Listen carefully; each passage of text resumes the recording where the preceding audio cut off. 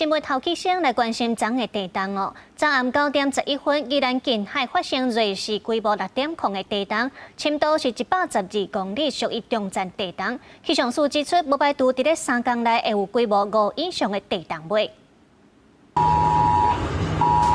国家级别警报一直响，水族箱内面的水又较强要走出来。而即暗9:11，宜兰县近海发生规模6.0的地震，全台湾拢有感觉。翕宜兰平原的镜头也摇摇海海。现在正在进行当中。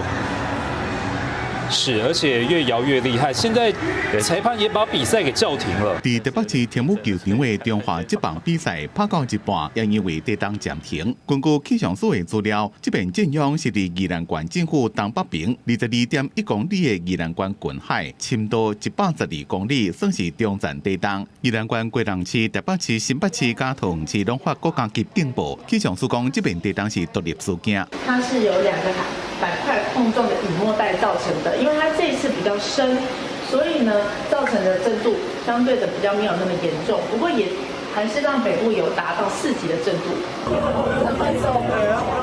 台北捷运邦南线也因为地震紧急停车，我刚在巡检过了后，包括台北捷运、台铁甲高铁拢无异常汇报。气象署讲，这边地震离都会区较晚，可能有盲点。一寡所在可能先感受到地震了，才受到警报。宜兰离震央较晚有4级，其他真侪所在上大震度是3级。台北市信义区因为土较松，要到4级，也比台北其他区域要搁较久。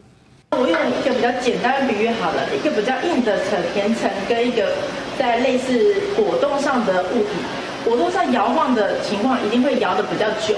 这样，那我们信义区它当然不是真的用果冻，但我只用比喻，所以它会相对摇晃时间比较长一点。气象署讲，侵占地震的地震尾一般拢无多，不过也无排除伫3天内可能也有规模5到5.0的地震尾。因为这边震央加龟山岛正晚，所以大家伫咧担心龟山岛火山。但是火山活动一般拢是较浅层，也就是10到20外公里深的地震活动较有关系，所以龟山岛未受到这边地震的影响。而且台湾2个大活火山，包括龟山岛加大屯火山，拢有严密的监测，这摆状况拢正稳定。